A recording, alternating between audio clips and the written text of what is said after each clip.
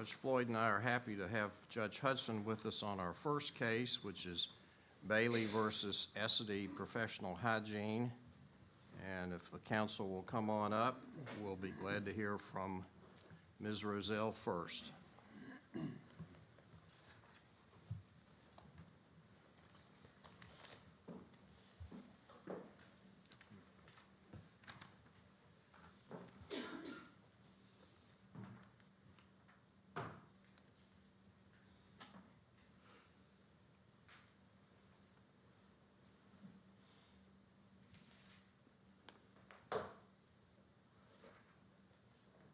All right, Ms. Roselle, whenever you're ready. This is my first time here. Welcome to the... Yes, ma'am, you do.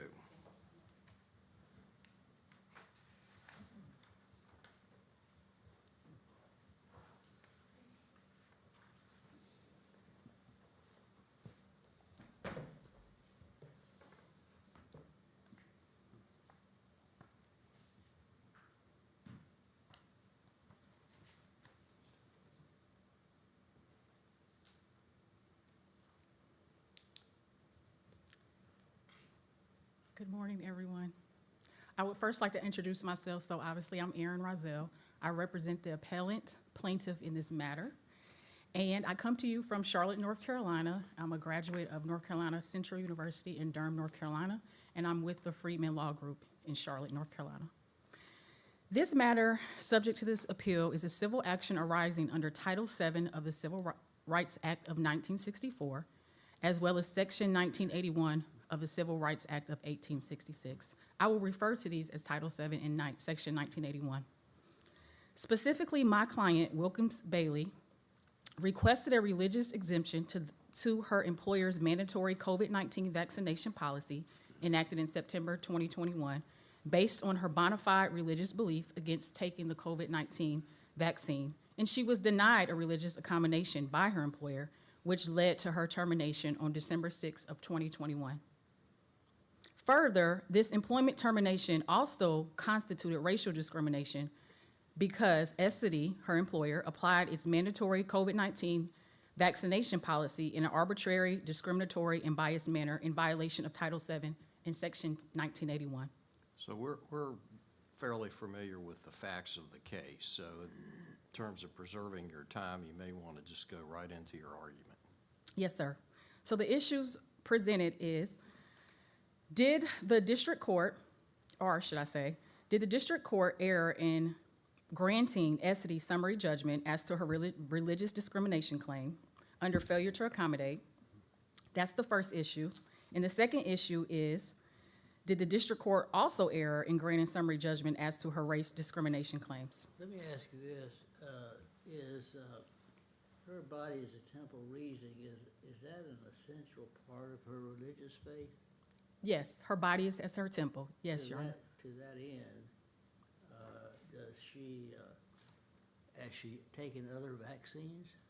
She has declined all vaccines in her child and adult life except one vaccine that she took, which was a hepatitis A, I believe, because she was exposed to someone's blood at a restaurant. She was contacted by the health department, and they advised that she get that because she was actually poisoned at that point with someone else's blood. Well, doesn't that decision create some discernment on her part as to which vaccine she wants to take and which one she does not? Well, I'm glad that you mentioned that, Your Honor, because that was actually part of our argument in the lower court as well. There is some discernment, and that is part of her religion, because her religion is Christianity. And under Christian principles, Christ left the Holy Spirit, which is the discerner of truth. So that is actually part of the Bible, and she absolutely believes that when you are making a decision about your body, under your body is your temple, under those biblical terms, it then applies an analysis process to say, well, what did they mean by that? And so when you're talking about the COVID-19 vaccine, I would submit to you that everybody had to make that determination based on your religion, because it's not found in the Bible, thou shalt not take the COVID-19 vaccine. But what is found in the Bible, So was it a personal decision or a religious decision? it was a decision based on her religion and her interpretation of your body as your temple. So I understand in this case now, Emily did some great lawyering, and there is a statement in there that says So would you consider this a personal decision, just like the Jehovah's Witnesses consider it a personal decision? And my client answered yes. And then she proceeded to explain that her decision is certainly still rooted in her religious basis of what she believed my body is my temple means as So it relates to the probably COVID-19 The bottom line vaccine. question would be, is there some distinction when an individual makes, based on their religious beliefs, a personal decision as to any particular matter? Is that mutually exclusive of a religious principle, or is that an expression of faith? I believe in this situation, it was an expression of her faith. And the reason why I say that is because if you look at her deposition, she kept pointing back to the Bible. She kept pointing back to biblical principles. So can you truly say it's a personal decision when you're basing that decision off of your interpretation of a Bible? I believe a personal decision is something separate from your religious faith. If she was explaining it as a personal decision, she would have used I.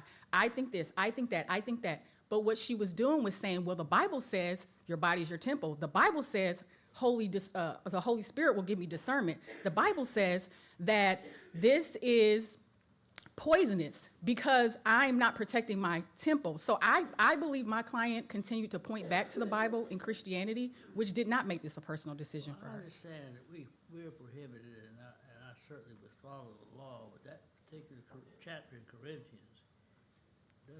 that is talking about fornication and nothing else. Well, Your Honor, I think that's your interpretation of the Bible. I said that, I prefaced my remark, but just so it's out there, that's what she's relying on, is that particular section in the Bible for that, the body is the temple. But how was she treated differently from other employees who were required to take the vaccine? Your Honor, she was treated different than other people who also used my body as my temple, and some of those people were actually exempted. So if you want to take us into the race part of this, because we did, that is what leads us into the race part of this. There were white Why don't we individuals. try to stick with the religious part? I mean, there may be some overlap, but I think maybe the underlying premise of Judge Floyd's question is, what is the intersection of personal action and religious faith? Because you could have any number of individuals deciding on COVID vaccine or any other medical decision, and they could be people of diverse faiths. Right. And it would seem to me that each one of them, in making their decision, has to apply the principles of their faith to make that decision.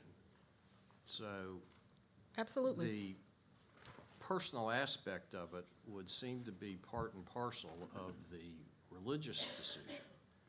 And I think if you would try to separate the two as completely different, that would not only be not realistic, but it would be ignoring the discernment aspect of any religious decision, wouldn't it? Your Honor, I want to make sure I understand your question. Could you just repeat the last end of that for me? Well, people are making personal decisions about a vaccine, for instance. You could have any other number of examples of human action. And so they're applying their religious principles to their personal action. Mm-hmm. So what I'm asking you is a fundamental question. Is that personal application, meaning that it is the outgrowth of faith, or are they exclusive of each other? I think they intertwine, Your Honor, because when you are truly religious and you are trying to abide by the Bible, every decision, it's always you're making personal decisions every day. Do I want to curse somebody out? Do I want to drink? Do I want to fornicate? Those are all decisions we making, but the mental analysis is, am I honoring the Bible with this personal decision? And so I believe what matters in these cases is you're pointing to a religious principle. You're not just pulling something out the air. You're saying, hey, this is it right here, and this is my interpretation of that. And in my client's case, through the Holy Spirit with that discerning process that the Bible says we all have as Christians. And she made that decision based off of that process. And everybody, no matter what religion, COVID-19 shook this world, Your Honor. Everybody under any religion had to make decisions. And again, COVID-19 didn't exist back when these principles were created, these religious principles. So everybody had to do an analysis. It turned into a personal decision for everybody, but was that personal decision rooted in a religion? Maybe for some, and maybe for not. There could be other people that it was a personal decision based off of how they feel about science. Well, we have a four-part test, and I think the two sides agree that you meet three of the 4 parts. The contested part seems to be, and let me just read it so I don't make a mistake. Number 4, different treatment from similarly situated employees outside the protected class. And the issue, I guess, is do you meet that particular requirement? Okay, so that takes us to the race, and we can Well, go it's- there. No, it's Is that Title what you're VII. asking me, Your Honor? The race That's discrimination pure claim? Title VII law. It doesn't matter what it was, race, origin, whatever, the 4th prong.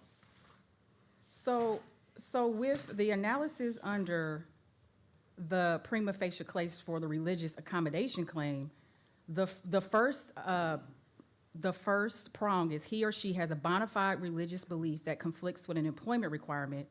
Number 2, he or she informed the employer of this District belief. court, see if we can kind of cut to the chase here. The district court did not doubt her sincerity. Okay, It only came in at the end of the discussion, as Judge Floyd has indicated. okay. So what you need to do is tell us what exactly the district court did that was error. Well, the district court did find that her belief was sincere, but they said it was not religious in nature, and that is where I'm saying the error came. And because of that, they said that she did not meet prong 1 of the prima facie case, which is that she has a bona fide religious belief that conflicts with an employment requirement. So the law here, as I presented in my brief, is that a belief is an essential part of a religious faith must be given great weight. So the claim of my client that her belief is an essential part of her religious faith must be given great weight. That was under the Barnett case that the 4th Circuit decided. So I'm saying that the district court did not give great weight to her claim that this decision was truly based in her religion, Your Honor. That is what I'm arguing. So the district court was supposed to actually, as far as the religious in nature, this court has said in Barnett, that limits the fact finder's inquiry to the determination whether the beliefs professed are in the claimant's own scheme of things religious. And then it further gets into the part where I just said that the claim of the inherent must be given great weight. I believe the district court went into an analysis of the weight of it, the credibility of what she was saying, instead of the fact that there was in fact evidence presented where a jury, a fact finder, could find in her favor that this was religiously based. There were plenty of issues. There's issues. This is here on summary judgment. Yes, it is. And we are saying that there were plenty of issues that a jury, a fact finder could have found in our favor. And we are also claiming that the district court judge, he did not just look at this case and say, okay, well, you have issues over here, we have issues over here, this needs to go to a jury. He actually weighed the credibility of each of our stories, per se, because we both have a story to tell, and he determined that their story was more credible. He went into what I believe is the preponderance of evidence standard, which is that you convinced me more that this wasn't based on her religion than she convinced me. The summary judgment it limits the district court to, is there meat to what you're saying? That is what summary judgment is. And to be honest with you, I started really thinking about this yesterday because I did a lot of criminal law until I got myself tied up into this case. And in criminal law, we also have a process called probable cause hearings to make sure that people aren't just taking out frivolous claims and criminal charges against someone. Summary judgment does the exact same thing on the civil side. So anybody can file a lawsuit. You go get yourself a lawyer, you pay them some money, you file a lawsuit. But summary judgment is saying, does this lawsuit have meat? Is this frivolous? Did they just make this up? Or are there really issues here? There's a ton of issues in this case. So much, in fact, they had to actually ask for a page extension for our briefs for summary judgment to argue all the issues. They had to give us an extension, Your Honor. There's plenty of issues, and I actually laid them all out in my reply brief. I did a nice little chart for everyone so you can see. This is what we're saying. This is what they're saying. There are a ton of issues. This should go to a jury. That is our argument, Your Honor. All right, thank you very much. You've got some rebuttal time. We'll now hear from Ms. DeSmit. Thank you.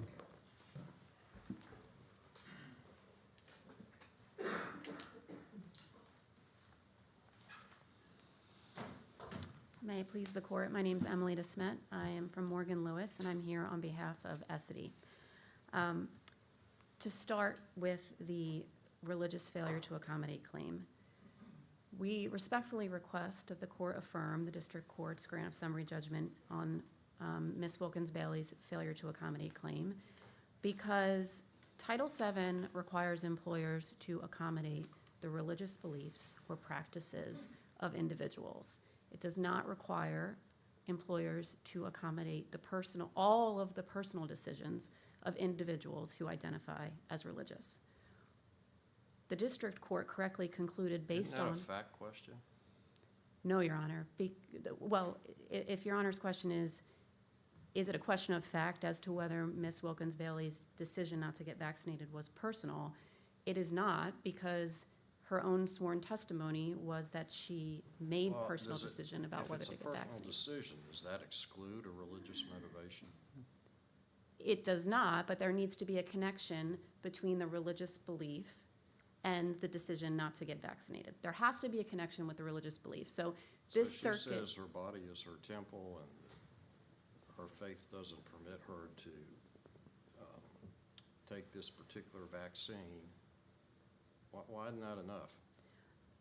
It might be enough, but that's not what she said in this case, Your Honor. Kind of depends on what you read where, isn't it? Well, in this case, the plaintiff was given the opportunity throughout discovery to identify what her religious beliefs were that prohibited her from getting vaccinated. When she submitted her accommodation request to Essity, she identified the use of fetal cells. What she identified as fetal cells are the use of experimental tech in the vaccines. Well, now, as to that, I thought she had abandoned that already. She did, and that's my point, Your Honor. When she was asked about that in discovery, she said that belief did not. I don't have a belief about fetal cells or experimental tech that precludes me from getting vaccinated. She was asked. She attached a pamphlet from the Nation of Islam about being skeptical of vaccination. She said that's not why. She was asked, "What do your religious beliefs prohibit you from getting vaccinated?" And she said, "No, I make a personal decision about whether to get vaccinated. My religious beliefs don't prohibit me from getting vaccinated. They don't require me from getting vaccinated. I make a personal decision about whether to get vaccinated. And My religious beliefs Where don't would you require say me." we will find that statement in the joint appendix? Sure. There are multiple statements in the joint appendix, Your Honor. So, for example, she was asked about, she had attached a pamphlet from Jehovah's Witnesses who do not preclude, or who do not object to COVID-19 vaccination, and she was asked, Jehovah's Witnesses say that it's a personal choice whether or not to get vaccinated. Is that your belief as well? And she said, absolutely. She was asked, and that is at joint appendix page 321. She was asked— Well, it kind of takes us back to the question we had with opposing counsel is, are you indicating that when someone applies religious principles or religious faith and makes their decision, which is a personal decision, that those two things are mutually exclusive? In some instances, if the individual, the employee, explains what the connection is between their religious belief and their objection to the employer's policy, in this case vaccination, there would be a connection that it would satisfy the standard under Title VII. Title VII, but if the employee disclaims any connection and says, no, I don't have any religious beliefs that prevent me from getting vaccinated, my decision not to get vaccinated is a personal Well, one. she says her body is her temple and that prohibits her from taking a vaccine. Why isn't that enough at this stage? Why wouldn't it be a decision the jury would make as to whether or not they assess that to be a credible statement? To allow her go to a jury on this, we would have to disregard her admission during discovery that her decision is personal. She did not say, I believe my body is a temple and therefore I can't get vaccinated because I believe that the vaccine would harm my temple. She said, I don't even know what is in the vaccine. I didn't even look. I decided I never considered getting vaccinated. And if you look at her testimony holistically, you know, she was given the opportunity to explain the connection, and again, she said that, in fact, her decision was personal. She said her religious objections extended to all vaccines. She said that she doesn't take any vaccines. She's never taken any vaccines since she was a child, but she did not connect that to her religious belief. And Well, what the, let me see if I can focus that just a second. I guess the question is the nexus in this case.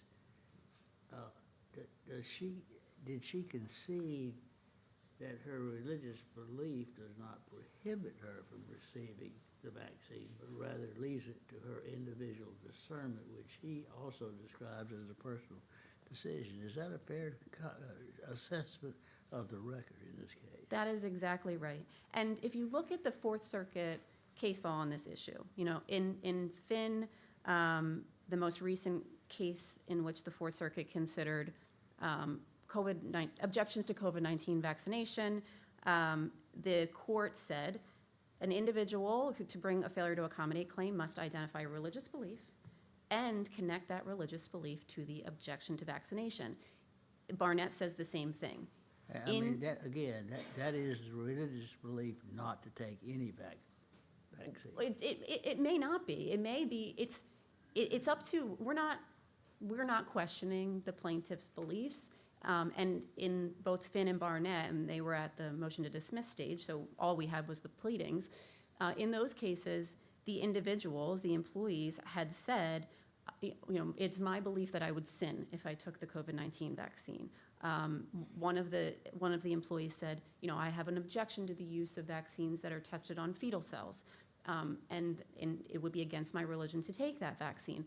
There is an articulation of a religious belief in each of those instances, and a connection to the objection to vaccination. What we have here is a plaintiff who was asked a lot of questions about her religious beliefs and what about those religious beliefs impeded her from getting the COVID-19 vaccine, and she repeatedly said that her belief was in fact personal. And the Dockman versus Shahala case, which is a Fourth Circuit case from...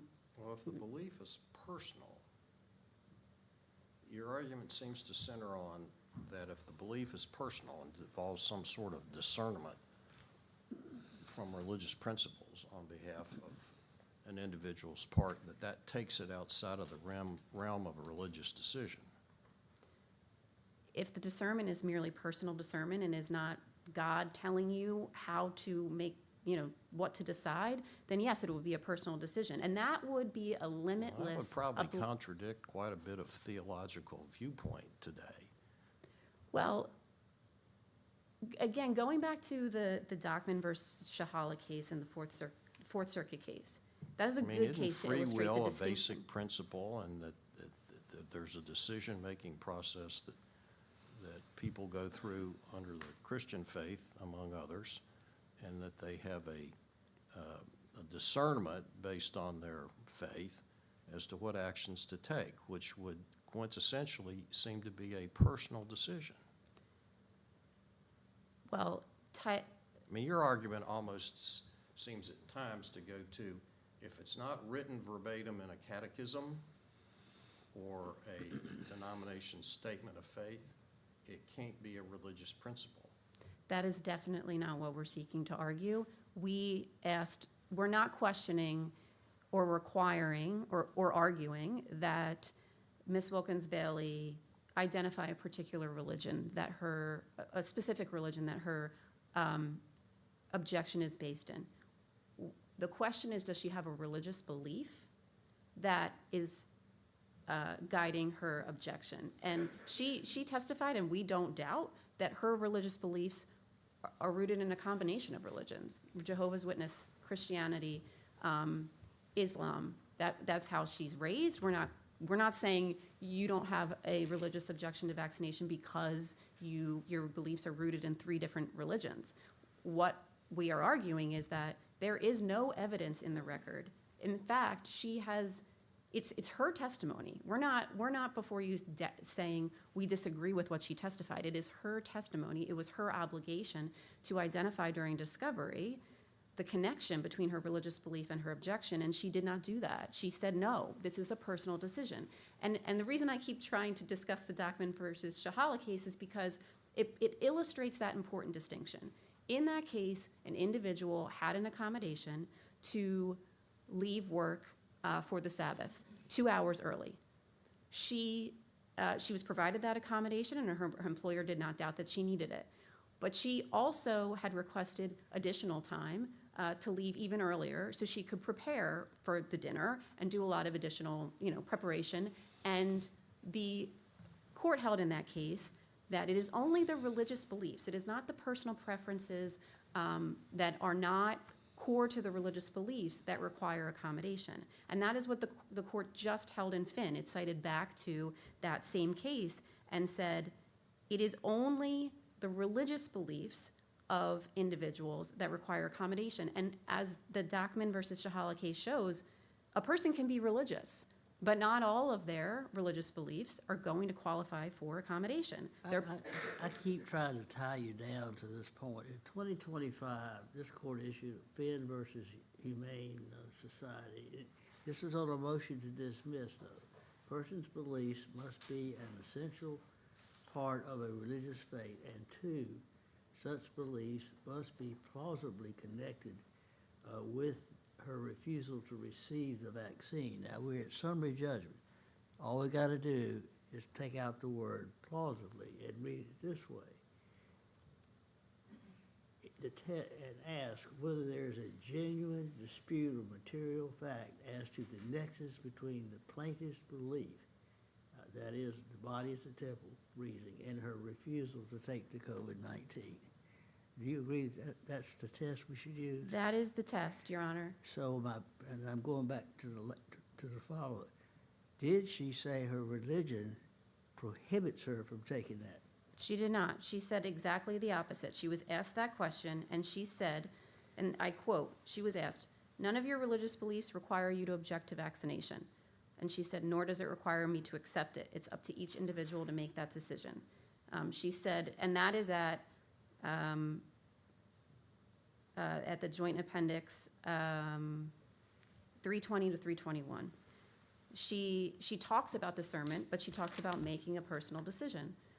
Again, she doesn't, and all of the beliefs that or the 2 beliefs that she identified in her accommodation request, she disclaimed as reasons for objecting to the vaccination. So again, and the district court cited to some of this testimony, but there is a lot of it.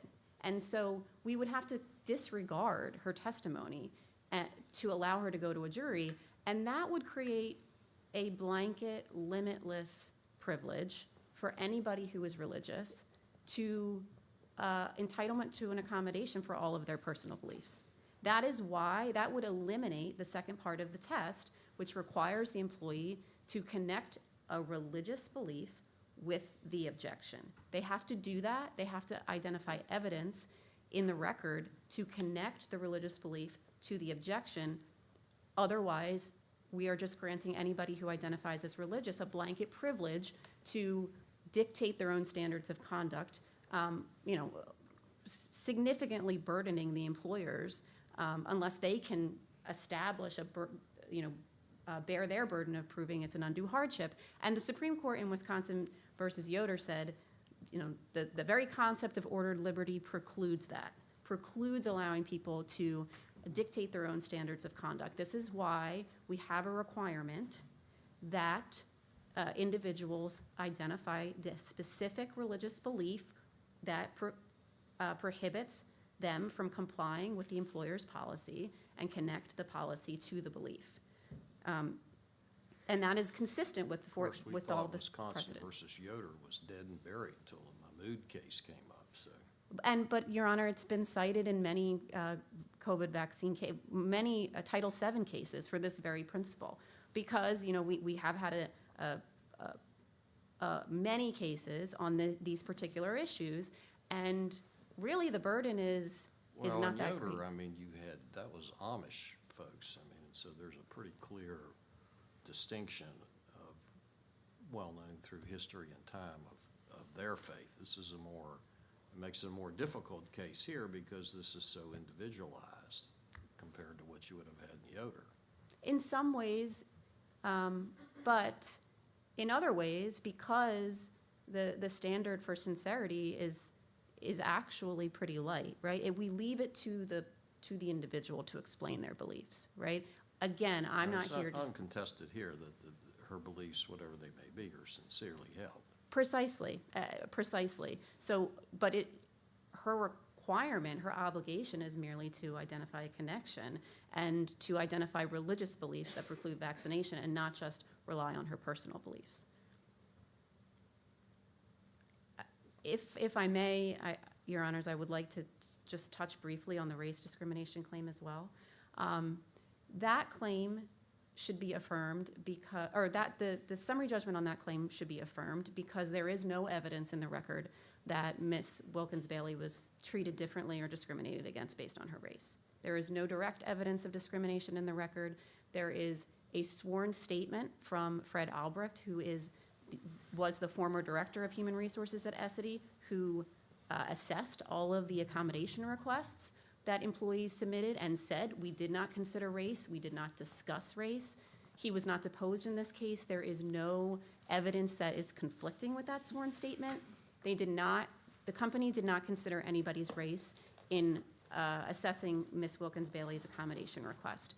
Because there is no direct evidence of discrimination, she has relied on the McDonnell-Douglas burden shifting framework, seeking to establish a prima facie case of race discrimination by identifying similarly situated individuals who were treated differently than her. She has failed to identify any individuals who are actually similarly situated to her in the relevant respects in this case. There are two real potential decisions that she seems to allege are discriminatory. One was the decision to terminate her employment after her accommodation request was denied, and she still refused to get vaccinated.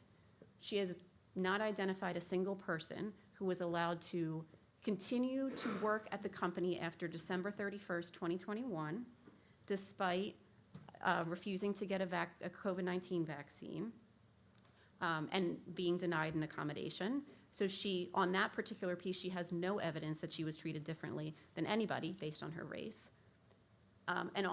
She identifies a purported comparator, Margaret Helborn, who was a friend of hers, a white employee who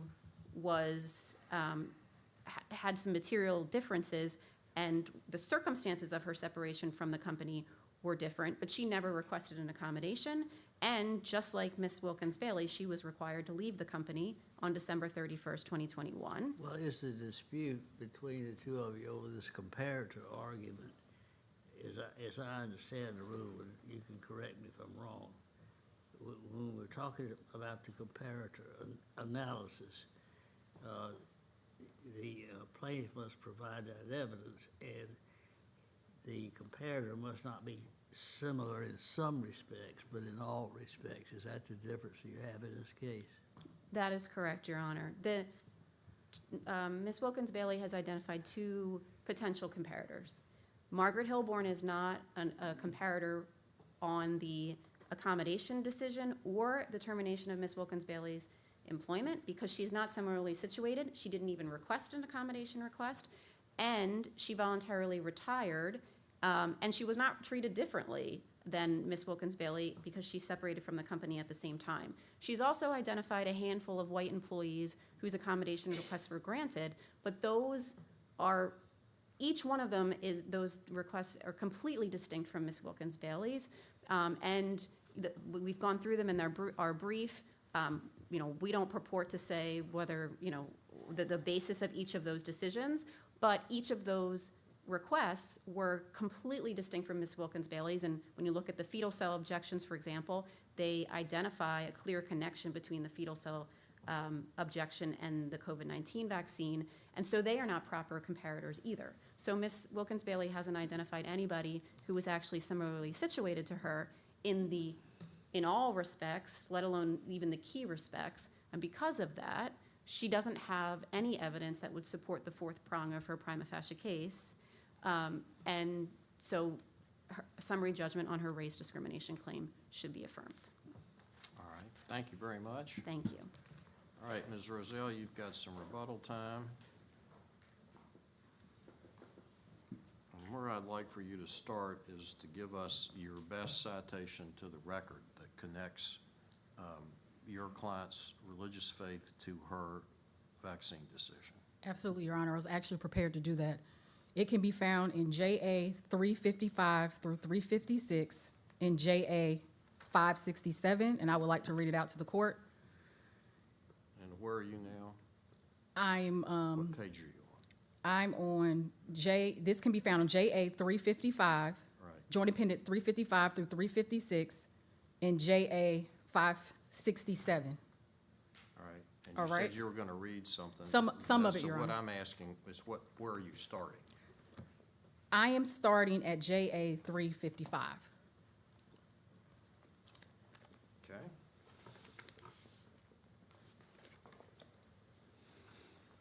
All right, we'll have at it. Okay, so Emily asked, and you said, in my home, we spiritually interpret and take scriptures. Counsel, just as a hint for your next argument, it would probably be more appropriate to refer to opposing counsel as opposing counsel instead of by first names. Okay, I'm sorry. Opposing counsel asked, and you said, in my home, we spiritually interpret and take scriptures from the Bible very seriously. For example, you quoted 1 Corinthians 6:19 through 20. Or do you not know that your body is a temple of the Holy Spirit within you, whom you have from God? You are not your own, for you were bought with a price, so glorify God in your body. She said, okay, my client. Question from opposing counsel. I'm asking, what is the relevance of that passage to your decision not to get vaccinated? Answer by the plaintiff. Oh, to be mindful of what you have put in your body, and that the Creator gave you your body, and it is a temple. Discern within yourself what you put into your body, because God gave it to you. That's what that means to me. You are not your own, for you were bought. So dying on the cross for me, my mind, my body, my heart, my soul, be mindful of what you put in your body. I'm trying not to get emotional, I am, but this is all mine in the good Lord's. We all, in my mind, belong to the Creator, good, bad, or indifferent. It is up for us to be mindful, to appreciate and value and have discernment about what we put into our body. Yes, ma'am. Question by opposing counsel. But this passage, it doesn't prohibit you from putting all medication to your body, correct? Because you have taken some medication. Answer. The operative word for me is discernment. So, yes, it is for me. Answer. Then she further answers. It says, I'm certain, let me get back here. Or do you not have that your body is a temple of the Holy Spirit within you? The Holy Spirit, that's discernment to me. I don't know how else to make that plainer. But when my spirit tells me to move and to act, I'm humbled to do that.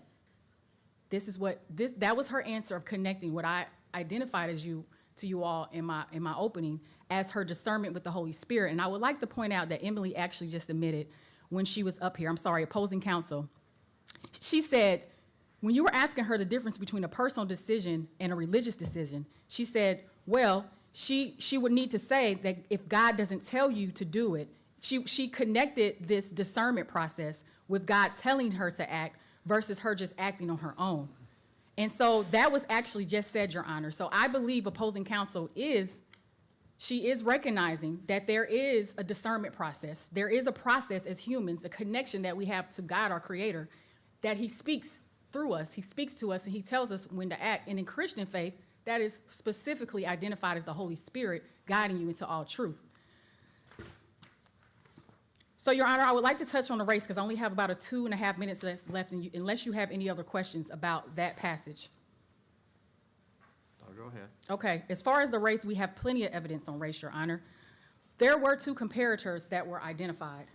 And I would like to say that this whole notion of the comparators, they need to be similarly situated. They need to be close in comparison.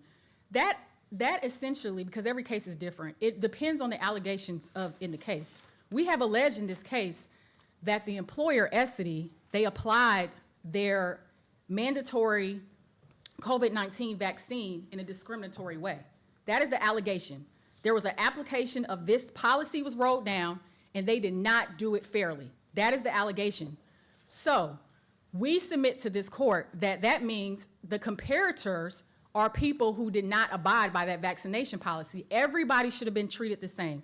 That policy stated that if you were not vaccinated by November 30th, that you would be put on unpaid leave and that your employment would be terminated on December 31st. That is not what happened to our client. She was terminated on December 6th. In comparison, Margaret, who also elected not to take the vaccine, Margaret was allowed to stay till December 31st. Margaret was allowed to, Ms. Hilborn was allowed to stay as an independent contractor, even though there was policy in place that said that everyone had to be vaccinated. So we do submit to this court that anyone who didn't take the vaccine, that activated the policy, and everybody should have been treated the same, but that's not what happened. We have people who were not treated the same. So yes, we are saying Margaret Hilborn is a valid comparator. Also, the other comparators are the other folks who asked for exemptions, who were granted exemptions, 7 of which are white. We pointed out those letters, and those letters looked just like our clients. Now, of course, they're arguing they did not, the other side, opposing counsel. And I have put a summary together in my reply brief that shows, again, there's a ton of issues as it relates to that as well. So we still believe that the district court erred in granting summary judgment because we identified people who said the same thing, my body is my temple, who stated that they were against the science in it, and those people were granted exemptions, and they're white, and my client is black. All right, thank you very much, Ms. Roselle. We appreciate the argument so of both much. counsel. So we're going to come down and greet counsel, and then we're going to take a brief recess and reconstitute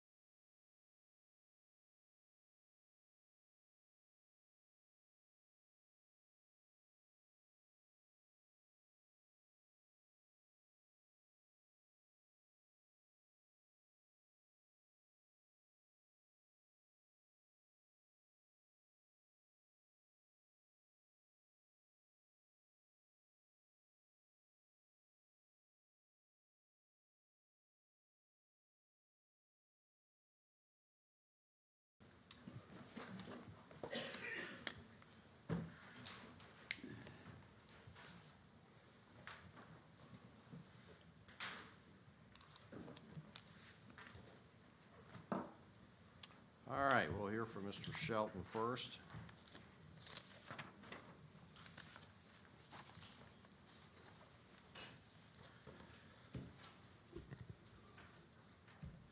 Thank you, Your Honor. May it please the Court, my name is Martin Shelton from Lewis Brisbois, speaking for the appellants here. Now, this case arises from the historic and ongoing contamination of the plaintiff's property from the defendant's adjoining gas station. Now, the contamination consists of non-petroleum hazardous constituents mixed with hazardous constituents that You're are. the ones that filed the new brief about 2 days ago? You talking about the supplemental authority or the corrected brief? Well, I can. looked like it was more than a corrected brief. That's sort of an unusual procedure. We were curious as to why. The correction was because in the citation of the statute for petroleum exclusion, it referenced the wrong subset in 3 different places. According to the rules, we were required to submit the entire brief over again. The errata sheet lists exactly what was changed, and the citation to 960114B was incorrectly listed as 14C in 3 different places. So we felt it was appropriate to get it correct. That's why we filed it, Your Honor. Well, that's, I understand your statement, but you've kind of driven the clerk's office nuts over the last few days, and that's, I'm not sure what was in that brief that you couldn't have put in there to start with. Well, we noticed a mistake in preparing for the oral arguments, that the citation was cited wrong. That's why we corrected it. That's all it is. Okay. So in the underlying environmental issues in this case are a little bit complex, but the issues on appeal are simple. This court must reverse because the district court failed to properly apply the Rule 56 summary judgment standard. It failed to, it overlooked evidence in the record and failed to view the evidence and give all inferences to the plaintiff as required as a non-moving party. Now, CERCLA encourages private individuals to clean up property by allowing them to seek the cost of those response from the responsible parties. And once they establish that there is contamination on the defendant's property, which is or could become located on their property, then the burden then shifts to the defendant in that case.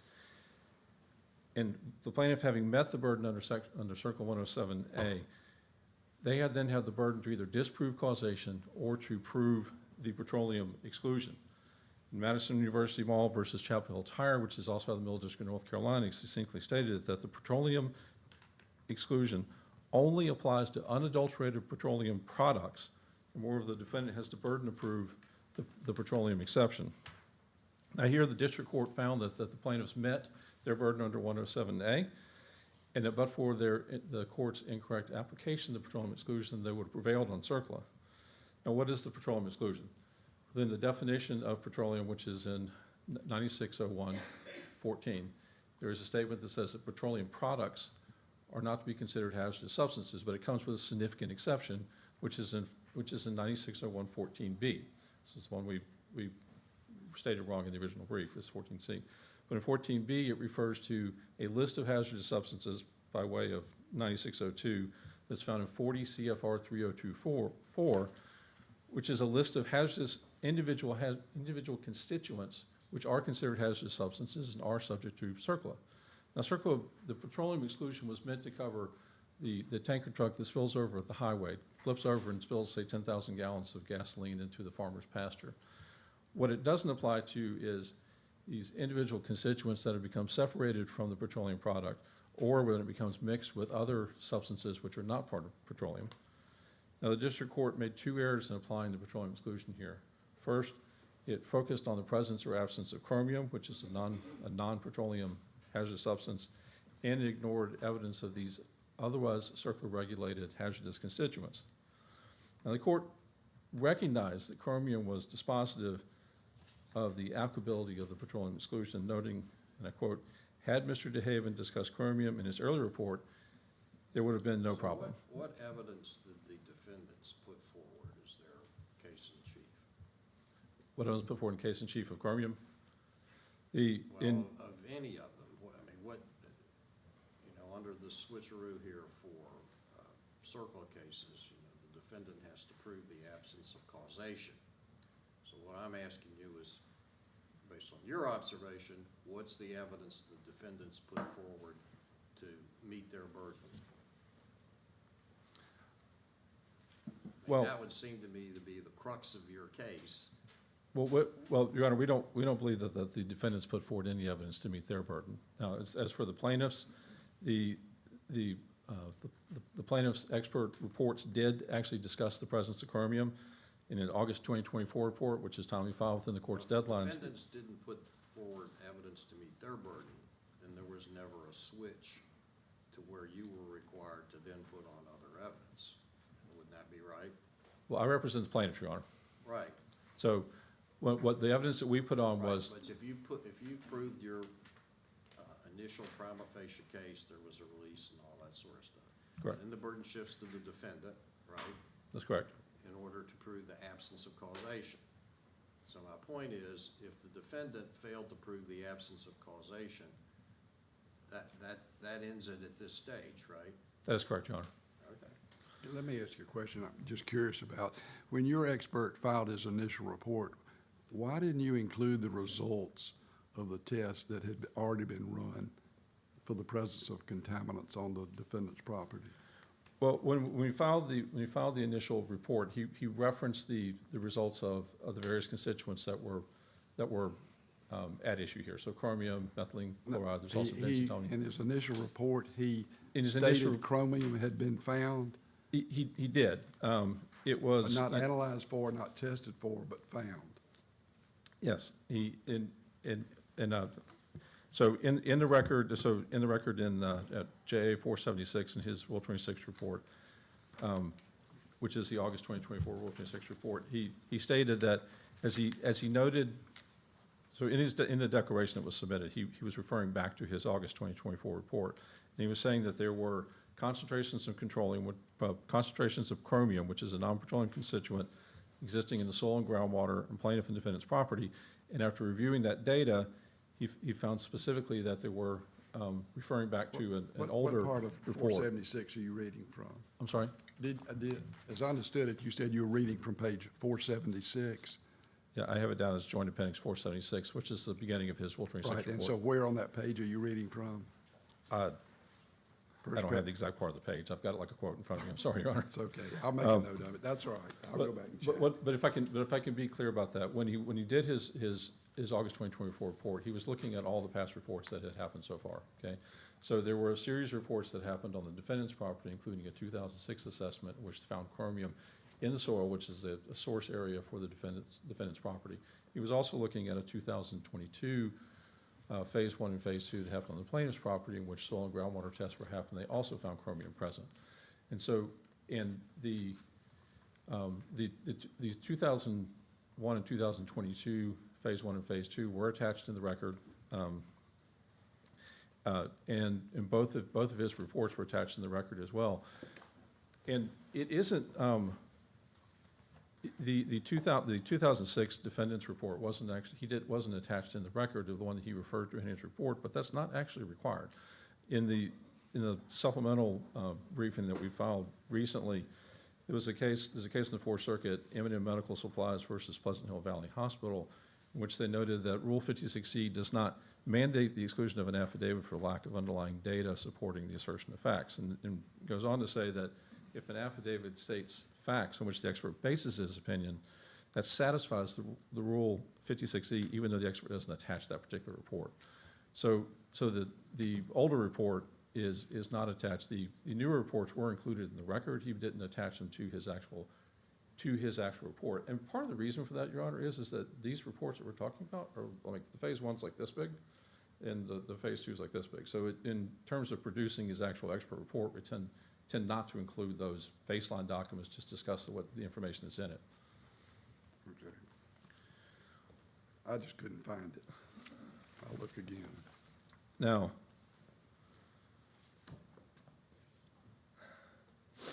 and as I was saying that Mr.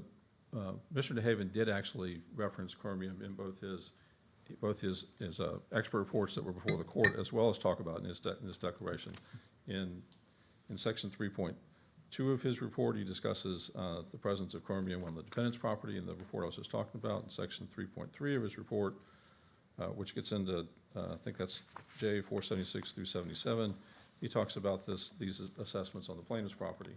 Now, the court acknowledged that DeHaven testified in his declaration, and I quote, that chromium was present on defendant's property, but then refused to consider the declaration on the grounds that it was untimely and the factual evidence in support of his opinion.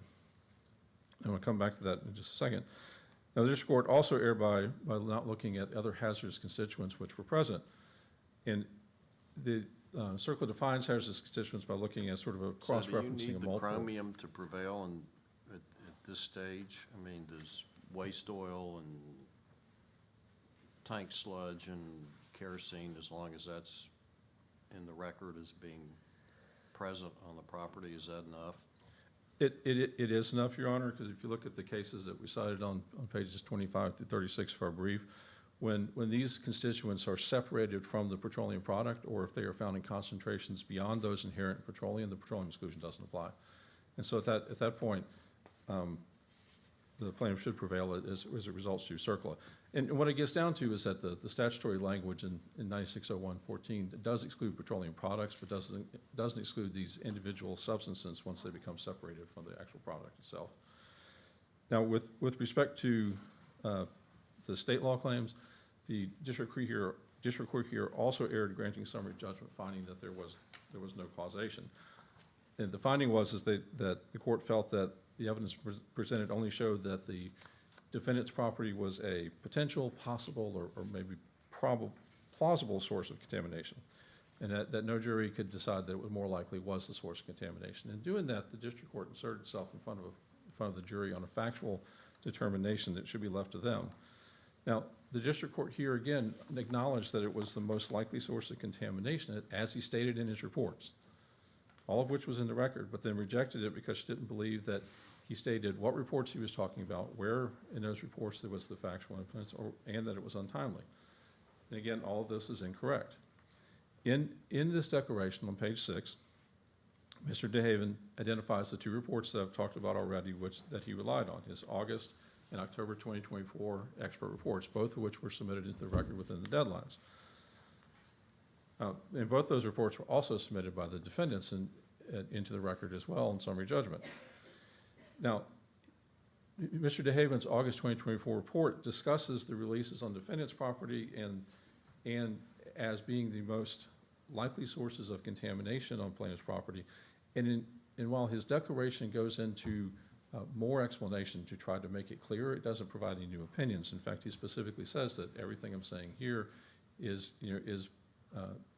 based on my opinions that are in my reports. And so what the court failed to really kind of look at and consider is that in the August 2024 report, Mr. DeHaven recognized there are only 2 possible sources, 2 recognized environmental conditions for the issues that are existing on the plaintiff's property, which was in J 471 through 472. And then he goes on in 472 to eliminate plaintiff's property as a source of that contamination. And part of the reason for that is that the contamination on plaintiff's property is in 2 places. It's in very shallow soil at the top, which is where there was some use of the property for auto repair, and there's the soil contamination that's very shallow, okay? And then deeper down in the groundwater contamination is the groundwater contamination that we're dealing with in this case, and it's significantly higher. And the reason why he concludes that these 2 things are not related is because if the groundwater contamination down here was being caused by what was happening up here, you would expect to see significantly higher contamination in the soil, and you see it throughout the soil column down to the groundwater. Now, that's as opposed to looking at the results that's on the defendant's property, where you have significant amounts of groundwater contamination and soil contamination historically. And also within the Phase 1 report, which was submitted into the record and discussed in his August 2024 report, they looked at all the other potential sources that surround it. And by looking, the plaintiff isn't required to prove causation with absolute certainty. The proof that's necessary for us to show is something to suggest a probability and not a mere possibility. And I believe if all the evidence is looked at on the de novo standard of review here, including the experts' reports and his declaration, to find that the causation standard here has been satisfied. Thank you. All All right, thank you very much. You've got some rebuttal time left. We'll now hear from Mr. Young.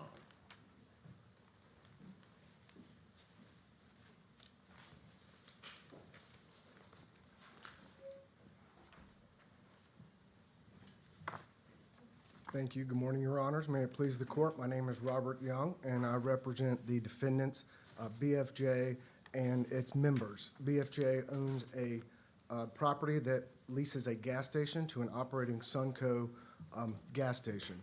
So the three issues here today that we believe that this court should affirm the district court's decision, number one, because the Circle of Petroleum exception does apply to these petroleum constituents, and I'll get into these export reports in a minute, and this, what I believe is a red herring, this chromium issue, and we can look at the specific language in the reports. So the petroleum exception applies. The district court did not err and did not abuse its discretion in disallowing and excluding an expert declaration from Mr. DeHaven that included new opinions, including this alleged presence of chromium on the defendant's property. Why is that an opinion and not a fact? Because there's nothing in the record, Your Honor, that says chromium was found on the Well, defendant's that's an property. entirely separate objection. It's not in the record, but if it were in the record, why is saying it's there, it was found there, an opinion?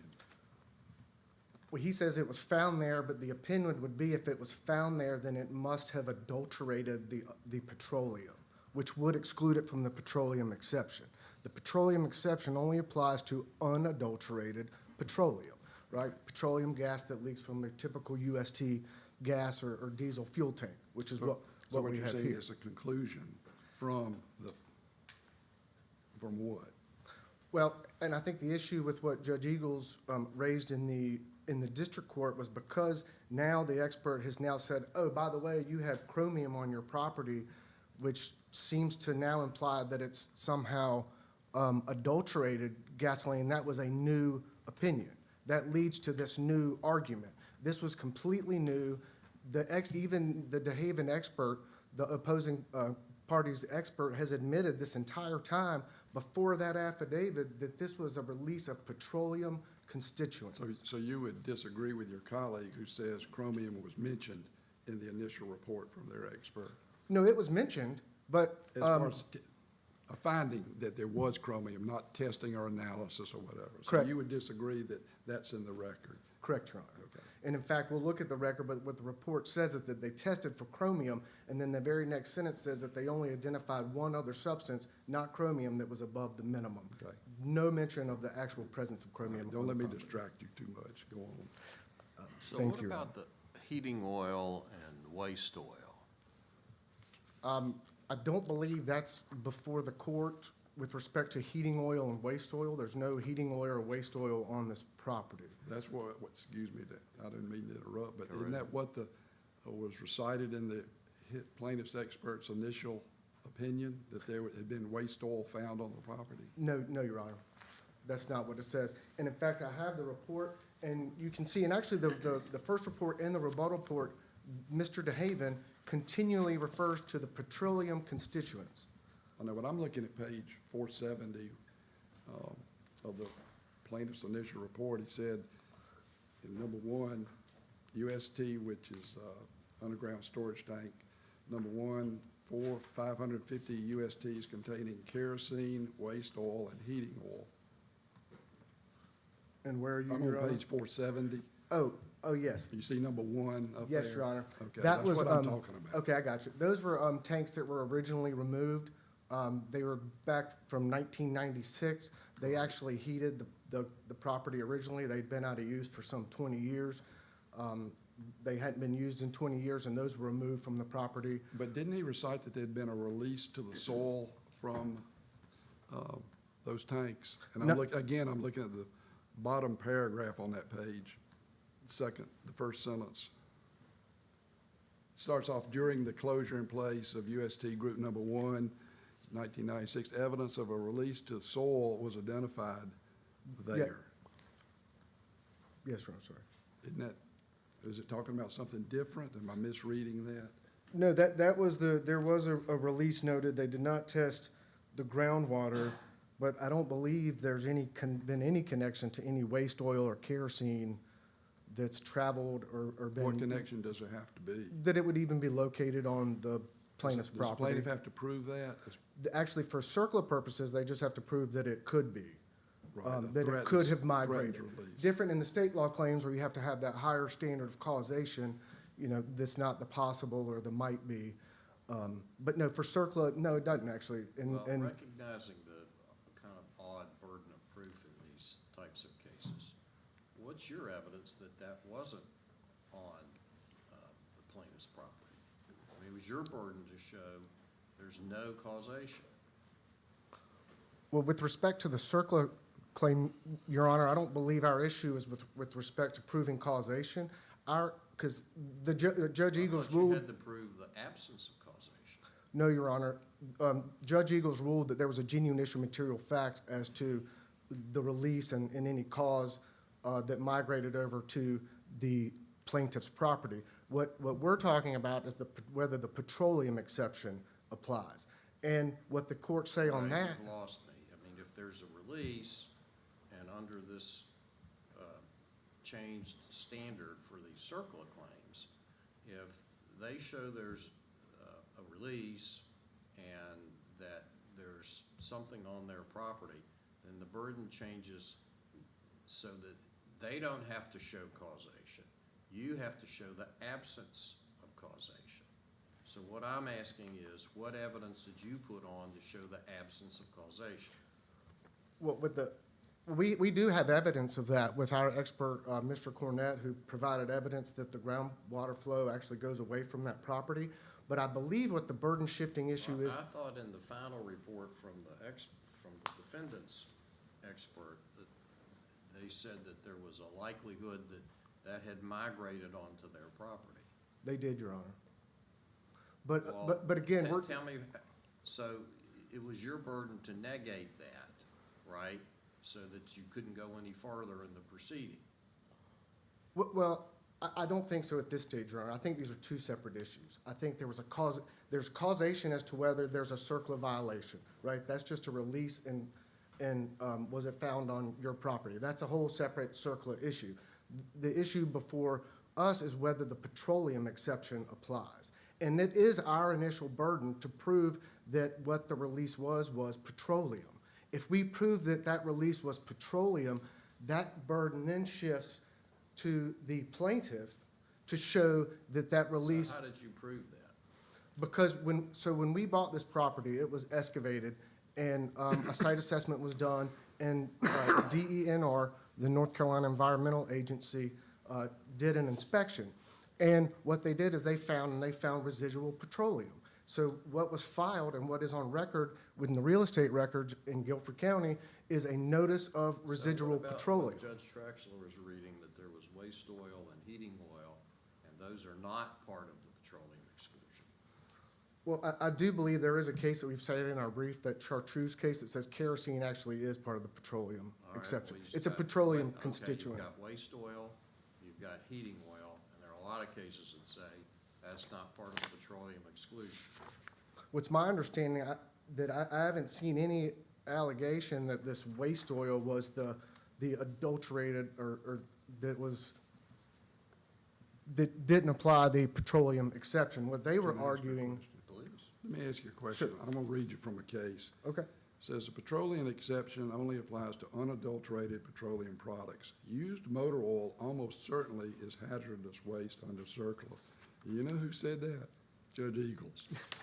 So why, to answer, follow up on Judge Agee's question, why in motor oil, well, Judge Eagles addressed it in her beyond a opinion. doubt, not a legitimate substance covered by the petroleum exclusion? Well, it would be if that had been an opinion of their expert, or had said that release then migrated to their property. So you think he has to prove he has to prove migration of the motor oil? That it could have, but that's not an allegation in this case, that it was the motor oil. The motor oil, and Judge Eagles points that out in the opinion, that was something that was closed 30 years ago. And when Diener came back after that 30 years, after we bought the property and did a new assessment, there was no mention of waste oil. The only mention was it was positive for benzene, above the limit. That was the only thing that was above the limit, and that is a constituent of petroleum. And there's no evidence so the waste oil was never an issue that was brought up for the summary judgment. The issue was whether whatever leaked or allegedly released on our property was petroleum or not. And the only evidence is that it was petroleum. It leaks from gas tanks. You say what's your record cite that's only petroleum? When the site was excavated, Diener wrote a letter that said this was a release of petroleum. We had to file on record a notice of residual petroleum. When we got the expert report from Mr. DeHaven, it constantly characterizes this alleged release as a release of petroleum constituents, repeatedly in the report. We had no Now, evidence. This report was, as I understand it, was for a vapor intrusion system, and it was not to be at that point, not to be a comprehensive analysis of pollutants on the plaintiff's property. Well, I believe the report contains several sections, and one of them is the necessity of the vapor barrier.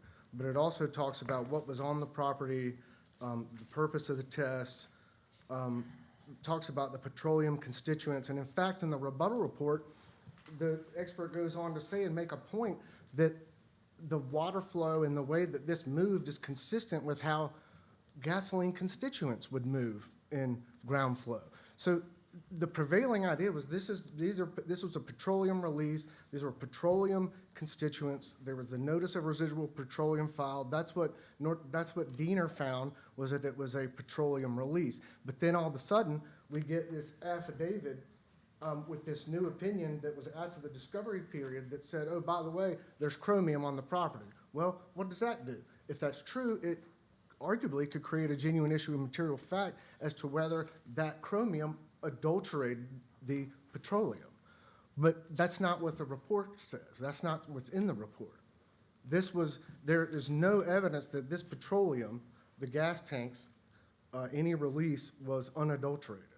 I'm sorry, When I go back and read the North Carolina report about this tank and what was there, and I'm referring to UST incident number 16347, and I don't expect you to have that, but it mentioned the presence of chromium.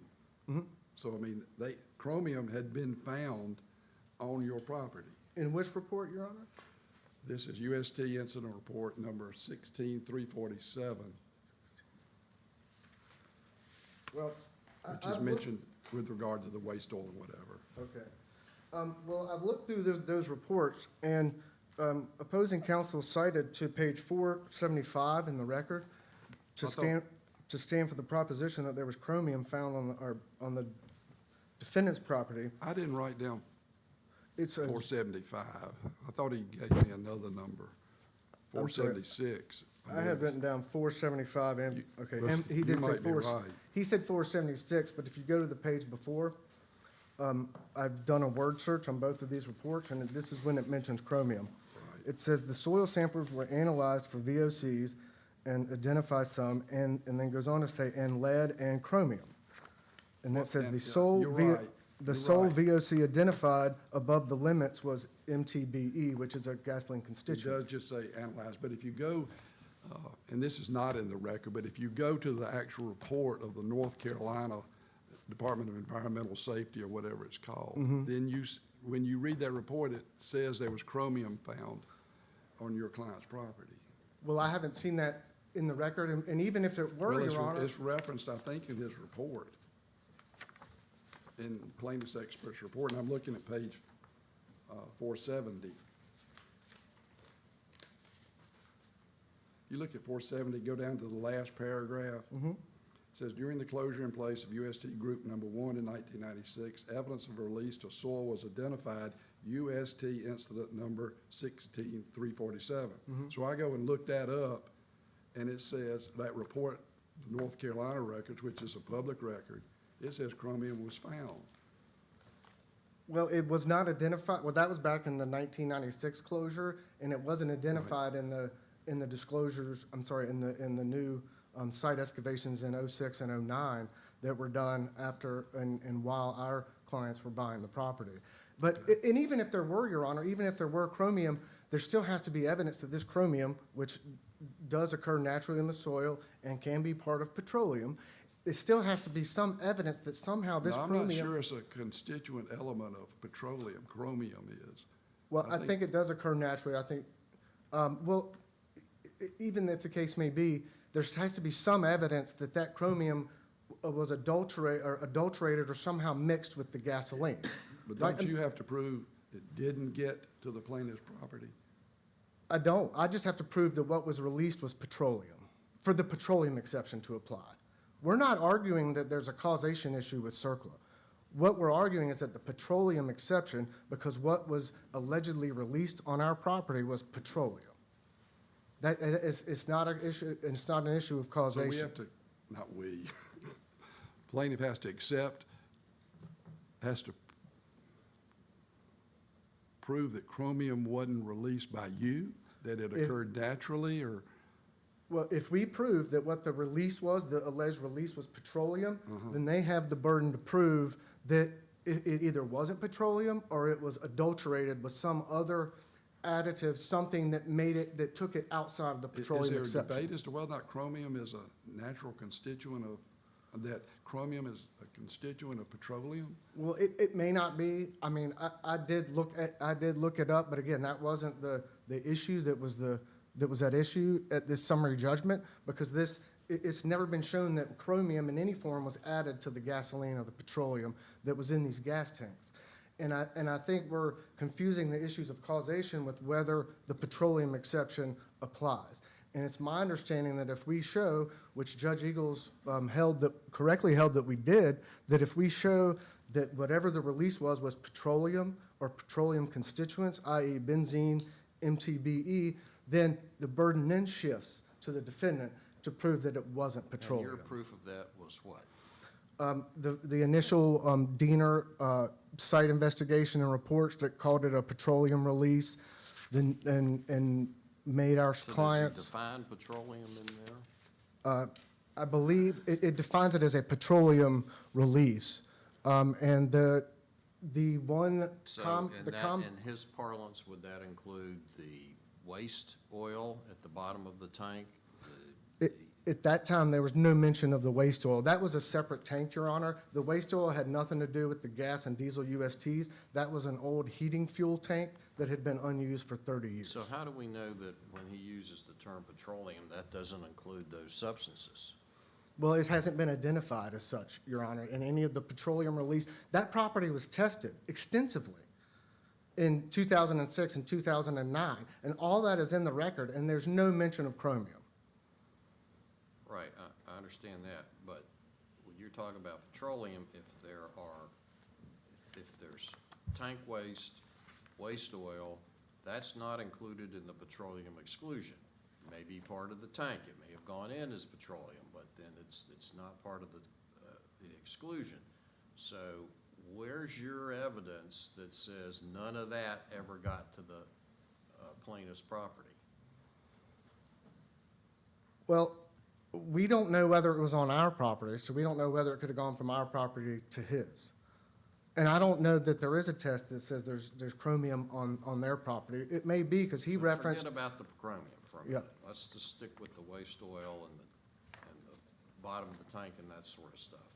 So, under this scheme, as I understand it, you're the one who has to prove there's no causation, that didn't get over there. So what I'm asking you is what was your evidence in the trial court that did not occur? That this was just a petroleum release. There was no evidence of anything else that was released with the petroleum. All of every test from 2006 on, with respect to And you're saying that that there's a technical statement of art in this field that if it were the waste oil or the heating oil, that was required to be separately stated? No, I just didn't see it as disclosed in any of the, I mean, those were from the That's part of the problem we're having. I mean, you're using this broad term petroleum, which could include all those things. But in terms of the term of art, petroleum exclusion, that's different from the bigger set of petroleum, which could very well include heating oil, waste oil, kerosene in its natural state, which are not part of the petroleum exclusion.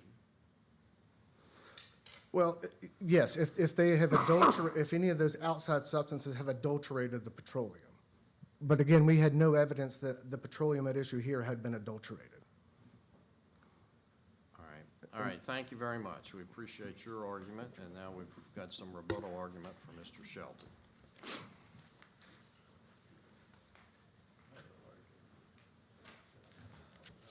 Well, to start with, I would observe that my opposing counsel kind of turns the burden of proof on the head a little bit there when he says you can't just say gasoline and then meet the burden of proof as to whether or not the unadulterated petroleum exists. In order to get the petroleum exclusion, he needs to actually demonstrate that what we found on our property or what is in his ground is unadulterated petroleum, meaning gasoline. On the technical term, which it's clear that your honors have read the reports, the technical term for that is LNAPL, which is a non-aqueous phase liquid, meaning gasoline. So unless somebody has found that that's present, then there's not petroleum in the sense that he's using it. What we're complaining about are constituents. And when you go to test for anything like this, I mean, there is a list of about 20 different constituents long for volatile organic compounds. There's a list even longer for semi-volatile organic compounds, which is basically diesel fuel. And then there's another list of 9 different things which are heavy metals, which are not volatile or semi-volatile organic compounds, and they're not petroleum constituents. When you go to refine crude oil into all the different products that result, which is gasoline or diesel fuel. So help me out. I've been sitting here trying to figure this out. Do you contend the petroleum exclusion applies or does not apply? We say it does not apply, Your Honor, because And as a result of that, what happens to your case? well, if the petroleum exclusion does not apply, then you should reverse the district court's opinion, and then we will be able to move forward with our CERCLA claim, because our claim was to recover the costs that we incurred to investigate and remediate as a result of the hazardous constituents that have moved from the defendant's property onto my client's property, And the plaintiff's. so what do we do with the summary judgment that was granted BFJ?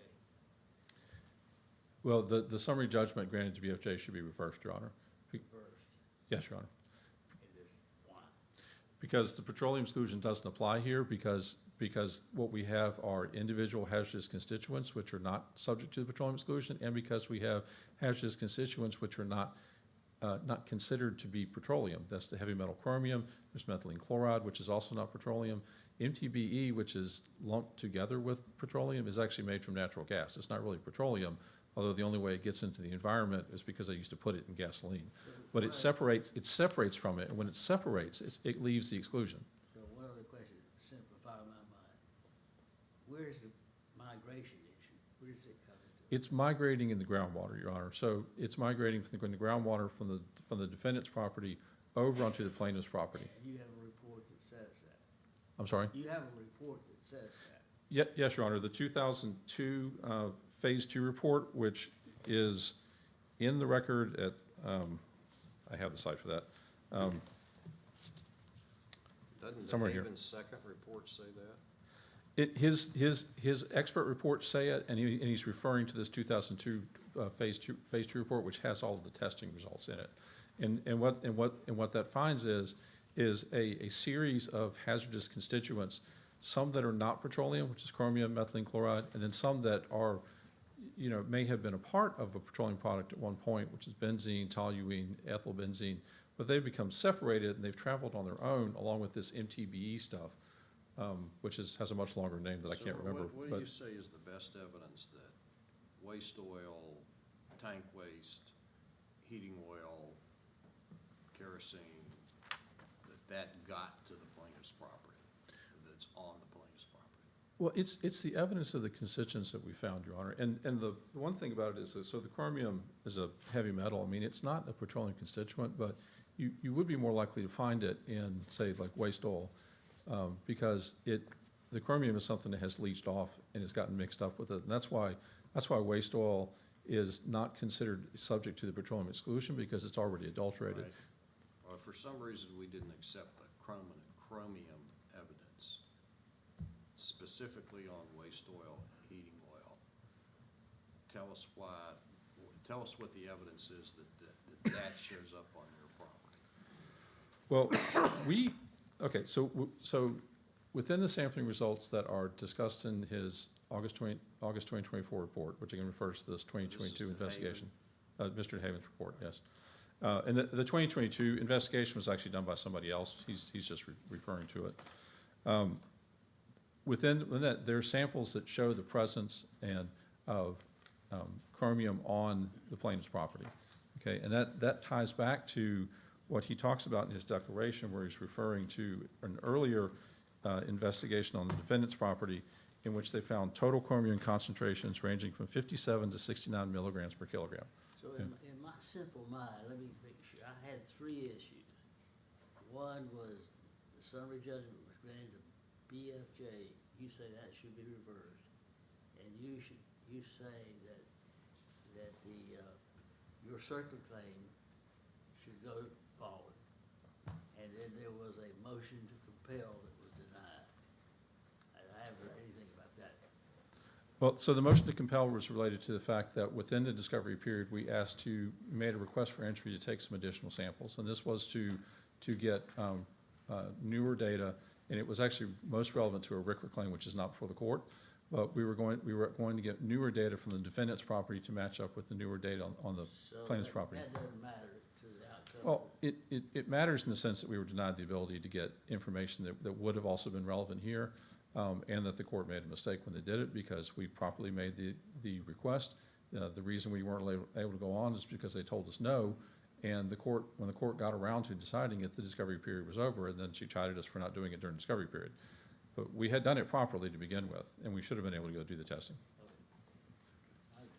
All right. Thank you very much. We'll come down and greet counsel and then move on to our last case.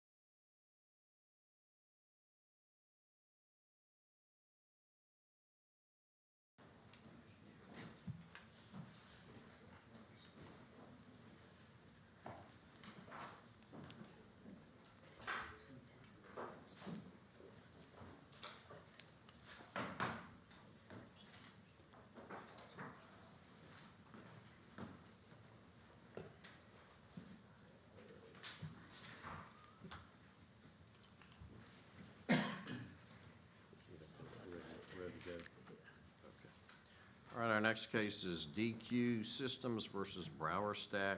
Mr. Deemer. That's correct, Your Honor. Yep, good morning. My name is Tim Deemer. I'm here on behalf of the plaintiff appellant, DQ Systems Incorporated. Also with me is my colleague, Courtney Evans. We're brand new admittees to the Fourth Circuit, and we're privileged to be here presenting oral argument for the first time, and also want to thank the court for granting our request to present oral argument today. Our brief on appeal raised three substantive issues with subparts. I intend to just focus on issue number one, the sanction that was imposed, as opposed to the damages questions in issues 2 and 3. But of course, if the court has questions on those other issues, I'm happy to answer them. That's how I view my role, is to address any concerns, any ambiguities that the court might see in our presentation. On those other issues, I'll just rest on my briefs. Without further ado, so on behalf of the appellant DQ, My request is a reversal of the summary judgment ruling of the district court, and I see my primary task as persuading the court that the district court's decision, although not labeled as a terminating sanction or a dismissal under Rule 37B, was in fact both of those things. To me, based on the case law and the lower court record, the summary judgment ruling was undoubtedly a dismissal as a sanction, a terminating sanction, to use the vernacular. And I acknowledge that this circuit has not squarely addressed the precise issue we've presented of when does a ruling labeled as a 37C1 ruling shift into a 37B sanction. Other circuits have, and I guess partly to my surprise, the 10th Circuit decision that we've cited multiple times was decided in 2017. It was an issue of first impression in 2017, so maybe it's not too surprising that this is a novel issue for this circuit. And I think if we look at the effect of a decision I as a, thought we decided that in southern states. 37, C1 was the appropriate application. We weren't going to do 37B. in southern states, however, the case was not dismissed, and the party was able to present its case to a jury. And here, the ruling, although labeled as a 37C sanction, prevented DQ from presenting any of its claims to the jury. And I believe that's the distinction here. And the manner in which the circuit court, the district court got to that point, I think is How about they said, we decline to consider bad faith as a separate factor in our exclusion analysis. So, help us understand, are you arguing 37B2 should apply here? correct, Your Honor. That is, we are saying if 37C applies, the sanction was too severe, but I think the wrong test was applied. I think the Wilson test should apply. And this is where we look to the Why first. wasn't that argument waived? You didn't raise it till your 59E motion. Absolutely correct, Your Honor. There's a reason for that, and I'll get to the issue preservation issue first. If we look at the manner in which the district court, sorry, my home state, the trial court, circuit courts, I keep making that blunder, my mistake. The district court, how the district court granted summary judgment. The district court raised Rule 37 sua sponte and dove right into the estates analysis. And this is something, getting ready for today, I poured through all the record one more time. I hadn't looked at summary judgment opinion in a while. When I looked at preparing for today, it jumped out at me. Footnote 3, when the court begins its Rule 37 analysis, the district court's opinion states, this is page 7 of its opinion, and it quotes another case, while the court has not been presented with a Rule 37 motion, it nonetheless has the discretion to apply the Rule 37 standard and conclude that certain evidence should not be considered in determining whether summary judgment is appropriate. That tells me the district court is the one that raised Rule 37 in its summary judgment opinion, and then the district court went right into the estates analysis. So let's say DQ should have preemptively anticipated this was going to happen. Let's accept that as true. And DQ should have raised this in response to summary judgment. The issue is still preserved, even though it was raised for the first time on reconsideration. And I will note that So Browsers- why is that? we have a decision from this court, 1999, a published decision, Howland versus Big River Minerals Corporation, and we've cited this in our reply brief. BrowserStack also cited it in its appellee brief, 181F3D579 at page 605.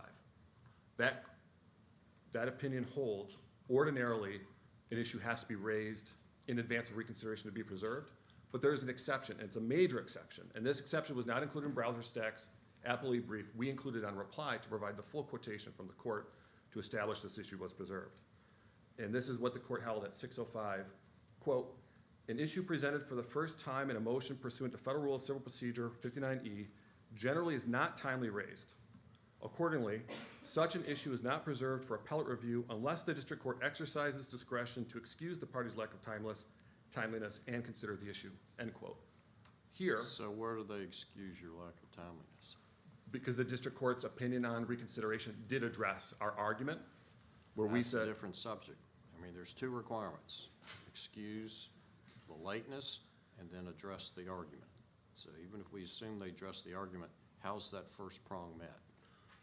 okay, I read this quote as timeliness is when the issue should have been raised. And this quote is saying, ordinarily, your argument on appeal should have been raised before reconsideration as a timeliness issue.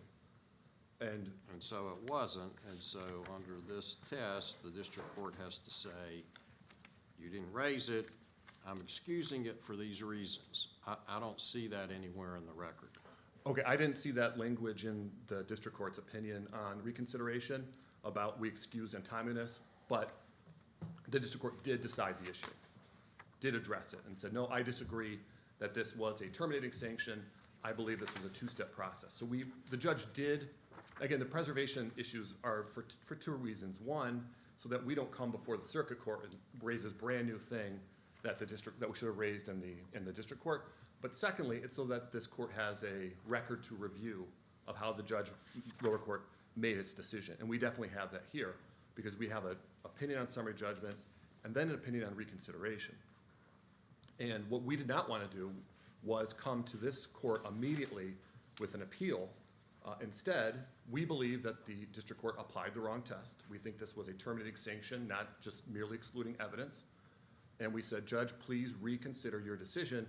We think you should have looked at this as a 37B issue, even though it wasn't framed as much. And we did get a decision for this court to review on reconsideration. So you're arguing we should treat the exclusion sanction as equivalent to a default judgment? Correct. Where the, And your precedent for that is? the precedent for that, okay, and that is an open question in the Fourth Circuit. Our precedent is from other circuits, 10th, 1st, and the 8th. And the 10th Circuit is the most recent, and I believe it's the most compelling analysis. The 10th Circuit originally looked at an exclusion of evidence under C1.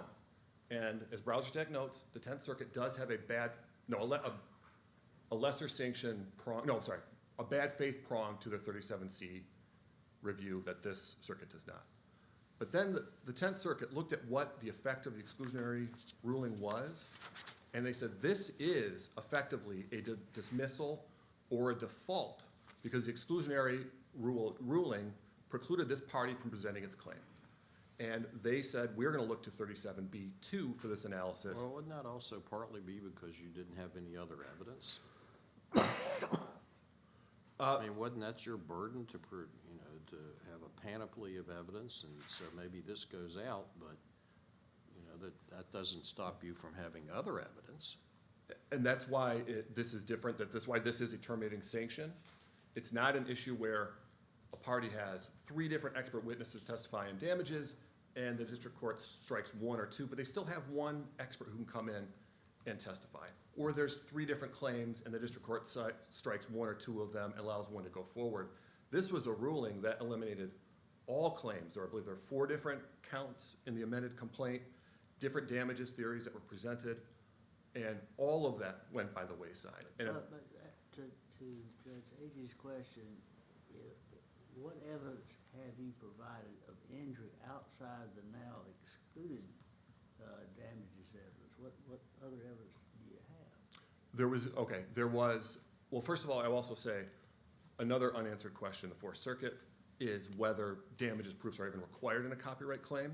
So that's issue number 2 that we presented. So I think even if we have all McCahan's report, lost profits, avoided development costs, all excluded, if the court agrees that that should have been excluded, I still think this copyright claim should have been allowed to present to the jury. Are you talking about reputational damage?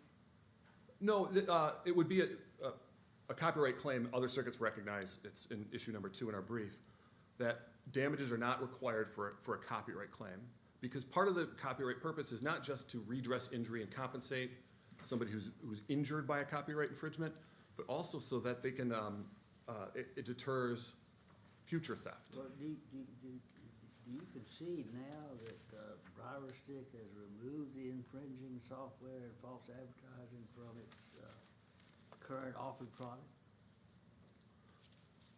Okay. I mean, that's a yes or no. And if it's one way, then it makes your claim moot, doesn't it? Yes or no is tough for lawyers, I'm sorry. I understand that. It's very simple here. No, I believe that those claims still could go forward because the representations from BrowserStack are from a interested witness whose credibility would be at issue that this will not happen again. But the advertisement was removed from the website. That did happen, yes. But there's also just, Why did that make your claim moot? because there's, okay, maybe the false advertising would be moot on that point, but the copyright claim would not be. Copyright claim can vindicate a past infringement, which, again, I don't think the liability issues here are a close question. The evidence is really, really strong about what happened here. We have DQ that spent years and tens of millions of dollars developing this product, and then BrowserStack comes on the scene and does it in less than a year. And during that year, multiple BrowserStack employees, including the individual who supplied the affidavit that Judge Floyd was referring to, their software manager, I believe was his title, they all got licensed for the DQ software. And then voila, less than a year later, they have a competing software with code that's identical. So liability is really, really strong. And DQ, this is such an important issue to them that they're not taking the view that we only want to go to trial if we can get $30 million in damages or $2 million lost profits. They want to go to trial even just to have a ruling from the jury that their copyright was infringed without recovering lost So is profit. that a declaratory judgment claim you're making? Not necessarily, because again, the case law that we've cited that recognizes damages are not an affirmative element of a copyright claim, those would be jury proceedings, not just a declaratory judgment ruling from the court. So our folks at DQ, they're so incensed about what happened here that they wanted to pursue an appeal, knowing that maybe all they get is If they were a. that incensed, why did it take them forever and a day to come up with any type of damages? That, Your Honor, is a question I don't know the answer to. I'm not sure exactly how and why what happened, but I do know this court has precedent that a client is not held strictly, culpable for its attorney's neglect, and we've cited that case. And what happened here, There may be a malpractice case against the earlier one, but it would, if that were the law, then that would seem to completely eviscerate any of the Rule 37 proceedings. but the DQ took affirmative action and replaced their first counsel, brought a new counsel, and the first counsel came in. They didn't file their appearance until after the deadlines had expired, but they stepped in and they took immediate actions. They retained an expert. They served supplemental disclosures. They filed motions to compel. They filed motions to extend dates. They were diligent as soon as they got on the scene, but at that point, the district court held it was too late. Well, okay, so at the summary judgment stage, notwithstanding whatever they did or didn't do, what evidence is there that you have that you're suffering an ongoing injury? Okay, so damages would be for past injury. Again, this gets the. No, in the future, ongoing. Okay, I'm sorry, the credibility of the declarant who said, we're not gonna do this again, we've removed all of the source code, all of those things, is someone who's a highly interested individual. All right, but what's your evidence? Uh, You our- don't like theirs potentially, but, the burden is on you. What's your evidence? Okay, so the evidence would be for past damages, I think that evidence is really, really strong. For the future, that would be more of a declaratory ruling, would be, Well, you didn't plead, you never pled declaratory judgment that I could find. I looked at the amended complaints again, and it's inartfully phrased, the word declaratory is not there, those statutes are not there, I'm not gonna tell anyone otherwise, the record is the record. But they did ask for a judgment that their copyright had been infringed, those kinds of things. So it's not artfully labeled, but effectively asking for a decision that our copyright was infringed. Whether there's damages or not, that would mean a whole lot to TQ. We're over a little bit. You do have some rebuttal time, so we're now going to hear from Ms. Chang.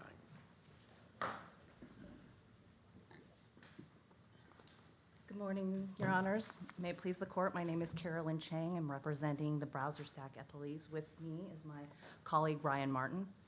I want to address the waiver issue first. Counsel did bring up the Holland versus Big River Minerals case. I do think it's noteworthy there. In that case at footnote 3, they note that the district court did address the waived argument on the merits in the 59E and said that it did so only as an alternative holding to its principal conclusion that the constitutional issues were not properly before the court because they were not timely raised. That is the exact same situation here. The district court, in its order on the 59E motion, did address that it was doing two separate analysis of sanctions analysis and then a separate independent summary judgment. It was not a sanction, a terminating sanction.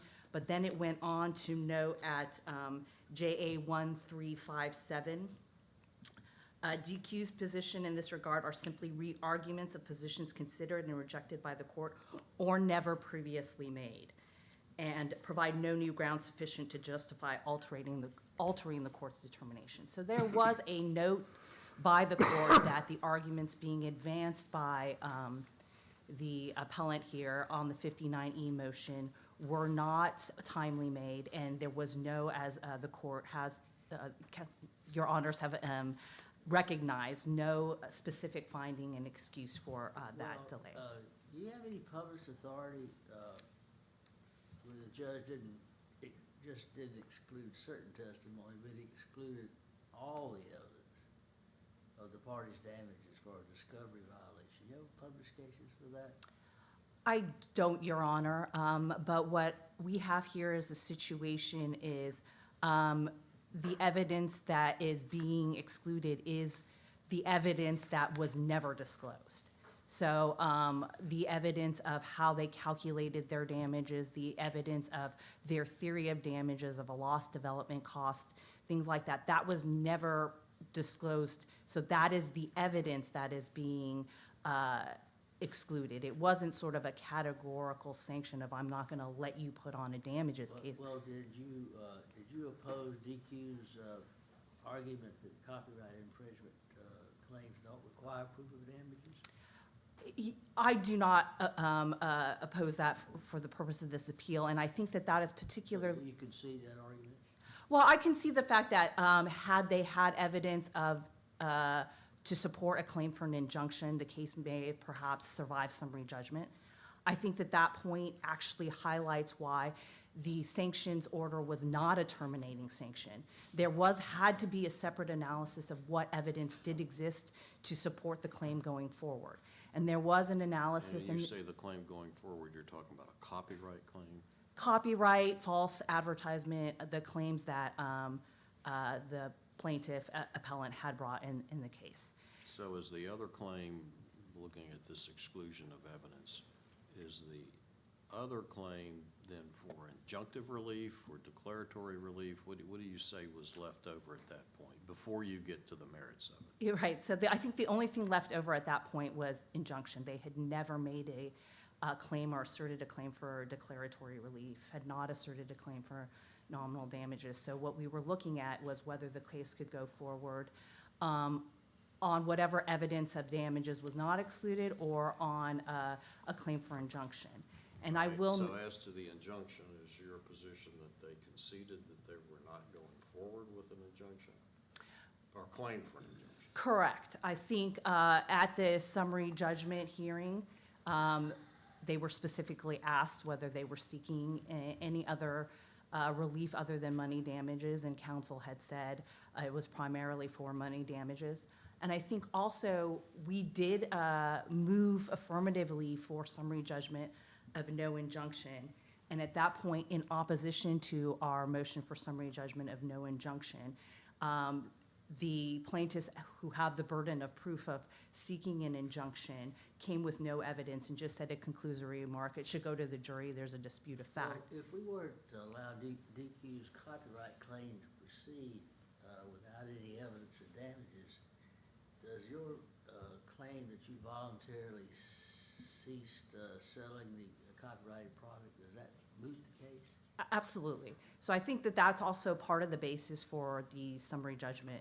Why, after the sanctions motion, independently in determining summary judgment, that the case could not go forward was because, one, it was the affirmative waiver of any claim for an injunction at the hearing. But secondarily, the court also found that there was just no evidence of any continuing harm. Claims for injunctive relief is supposed to address future. And we, as the defendants, put in evidence that everything that was complained of, without any admission that there was any copying, we just said, let's moot this issue. We will take all that out of our source code, and we don't have it in anymore. We made all past versions, all present versions of our source code available to the plaintiffs to review if they wanted to see if there was any possibility of ongoing harm. They did not review our source code. They have no evidence of any ongoing complaint of alleged harm. So there was no basis on the merits either to move forward with a claim for an injunction.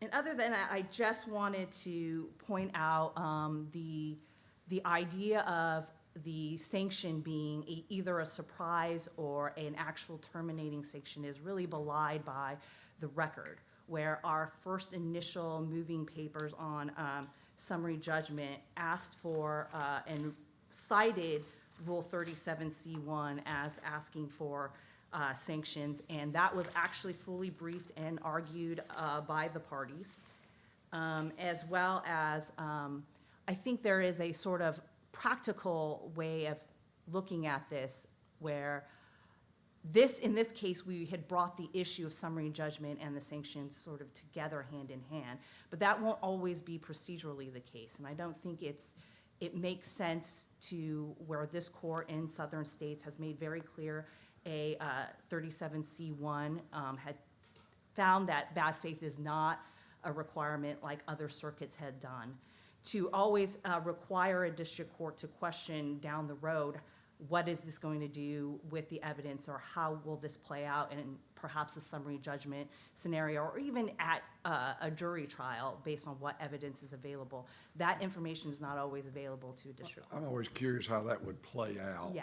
Then you would have the plaintiff saying, I don't have any evidence, and the defendant would be saying, yes, you do. You've Right. got all this evidence. I don't understand how that would play out ultimately. I agree. I think when we have standards like this, it's supposed to put some consistency for the district court and the exercise of their discretion, and that has to be within the confines of how this issue would be presented in the context of what was produced during discovery and whether those obligations were complied with. Got anything else you want to tell us? Unless you have any questions, I will rest on our papers. All right, thank you very much. Thank you. All right, Mr. Deemer?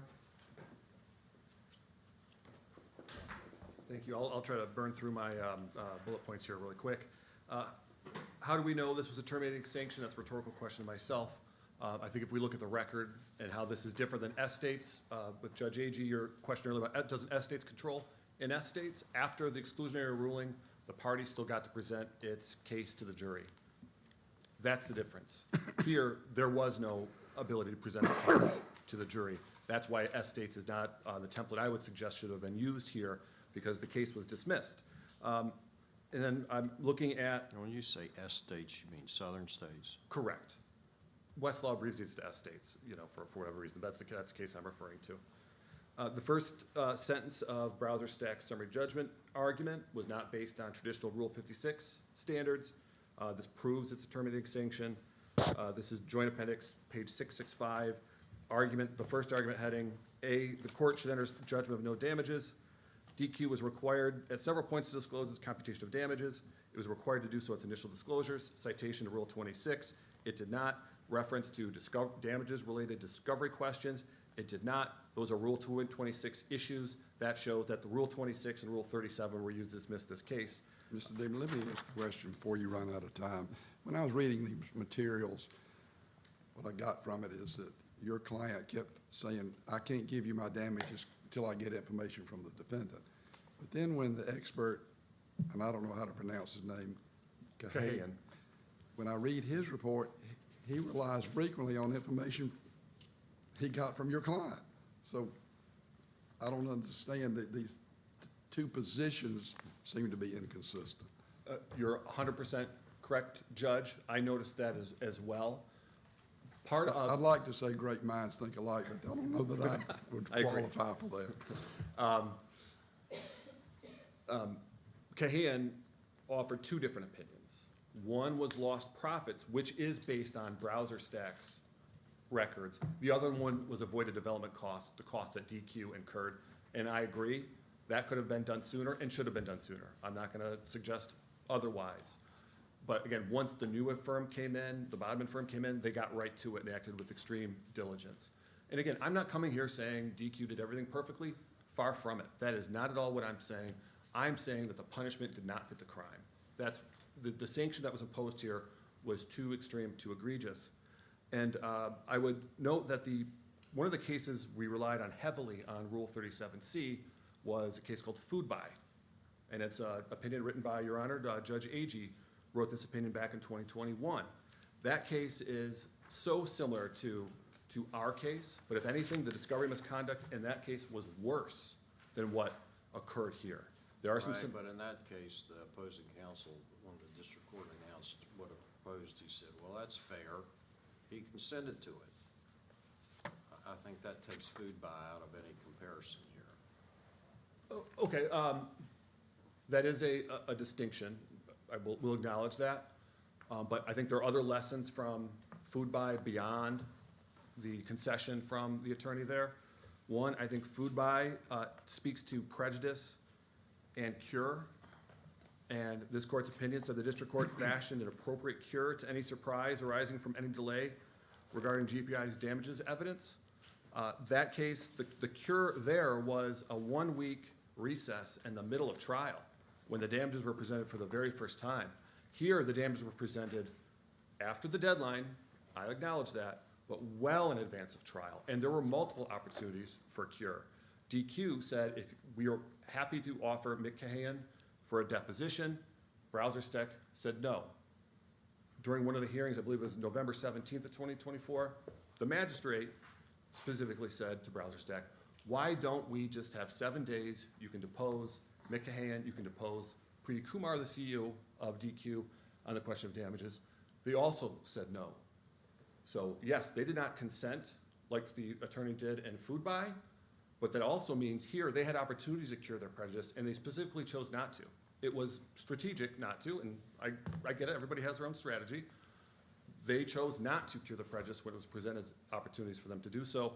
They also didn't take affirmative steps that are typical, motion to compel, motion for more definitive statement, those types of things. They chose to run out the clock at the end of the day.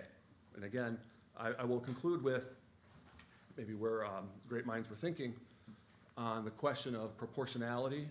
Again, I believe the Estates test and the Wilson test are primarily designed to make sure that the punishment fits the crime. And here we had the ultimate sanction imposed that's supposed to be reserved for the most flagrant and callous, bad faith abuses of discovery. That didn't happen. It was delayed. There was no documents being shredded. Evidence wasn't hidden. There was no funny business like that. They were not diligent like they should have been originally. New counsel came in and tried as best they possibly could to clean that up. Do you think clean hands is an element of the analysis you're proposing? It does, I raise that the published case, I believe it's from 1982, so it's dated, but it's still good law here, that a party is not typically held responsible for an attorney's neglect. That happens all the time. It does, and there's still that published opinion out there saying it shouldn't. And I would say in DQ's hands are clean. They hired a law firm wasn't doing what they should have done. When they found out, new law firm came in and acted with extreme dispatch. Motions to compel, motion to extend, expert report, all those things should have been done before, but they were done as soon as that new law firm came in. So I believe DQ's hands are clean, even if Sounds they're, like you may have another claim to make, just not against these defendants. God forbid. I hate to see that happen, to be honest with you. I've run out of time. I guess the court has any more questions. I really appreciate the Thank you opportunity. very much. Appreciate the argument of counsel. We're going to come down and greet you as soon as the clerk